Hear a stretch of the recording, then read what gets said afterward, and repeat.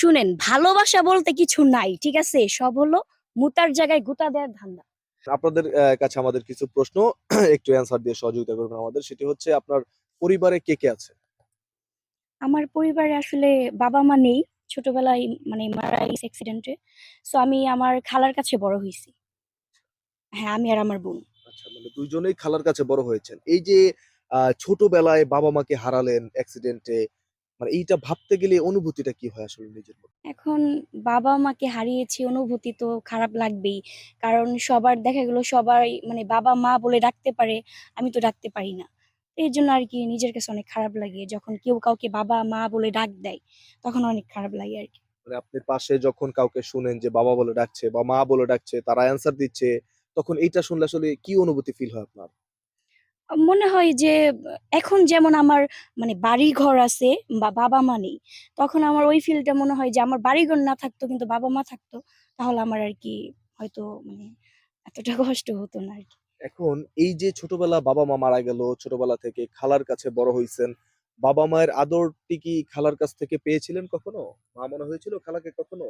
না ঐরকম মানে বড় করেছে, কম আর বেশি বড় করেছে কিন্তু মানে ওই যে কথায় আছে না যে ভাত কি আর মুড়ির মানে মুড়ি কি আর ভাতের মতো হয়?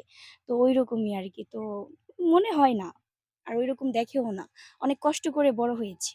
বাবা এবং মা এই ২ জনের মধ্যে কাকে বেশি আপন মনে হয় আপনার কাছে? বাবাকেই আমি অনেক ভালোবাসি। আর আমার মনে হয় যে মা মারা গেছে মানে যদি একজনও বেঁচে থাকতো তাহলে হয়তোবা এত কষ্ট করে বড় হতাম না। বা এই যে আজকে উল্টাপাল্টা ঘোরাফেরা, চলাফেরা এগুলা হয়তোবা আমার লাইফে মানে হতো না আরকি। যে কথাটি বললেন যে উল্টাপাল্টা ঘোরাফেরা বা চলাফেরা। আসলে উল্টাপাল্টা বলতে এই যে আপনি উটকাট ড্রেস পরে আছেন এরকম, এইটা তো আসলে একজন মেয়ে মানুষ হিসেবে এইটা আপনাকে মানাচ্ছে না। এই বিষয়টা নিয়ে আপনি কি বলতে চান? মানে এই বিষয়টা নিয়ে হচ্ছে দেখা গেল এখনকার মেয়ে ছেলেরা তো ওয়েস্টার্ন ড্রেস পরে। সেক্ষেত্রে আরকি পড়েছি। অন্য কোনো বিষয় না। পরে এই যে ছোট বোনকে নিয়ে ঘুরতে আসছি। আচ্ছা, আপনার কথা ঠিক আছে যে এখনকার মেয়েরা ওয়েস্টার্ন ড্রেস পরে। কিন্তু আপনার মনে হচ্ছে না কেন যেন আপনি একটু বেশি ওয়েস্টার্ন পরে ফেলছেন? না আমি আমি তো মানে এতটাও বাজে কিছু পড়ি না। আমার কি কোনো কিছু মানে আমি কি খুলে দিছি বা দেখা যাচ্ছে? ওইরকম তো কিছু না। আচ্ছা, এই যে আপনি একটা শার্ট পরছেন, আপনি তো একজন মেয়ে মানুষ। শার্ট তো তৈরি করা হয়েছে ছেলেদের জন্য। তাহলে এই ছেলেদের পোশাকটা কেন পড়েছেন আপনি? সবাই পড়ে এজন্য আমিও পড়েছি। সব মেয়েরাই তো পড়ে কম বেশি। আচ্ছা। আর হচ্ছে ছেলেরা পড়ে ঠিক আছে। ছেলেদের পোশাক যেমন মেয়েরা পড়তে পারার জন্য পড়ে। মেয়েদের পোশাক তো আর ছেলেরা পড়তে পারবে না। এজন্য পড়ে না।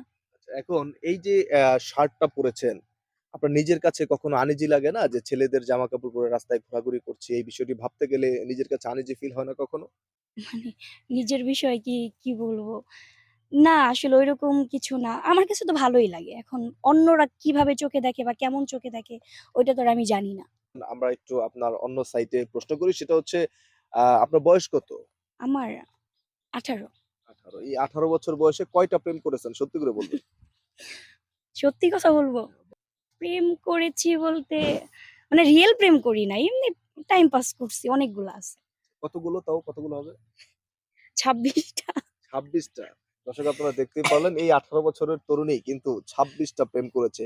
এই যে ২৬ টা প্রেম করলেন, ২৬ জনের মধ্যে কোন ছেলেটি আপনাকে সবচেয়ে বেশি ভালোবাসতো? তার নামটি একটু আমাদেরকে বলবেন। বলতেই হবে? হ্যাঁ, বলতে হবে।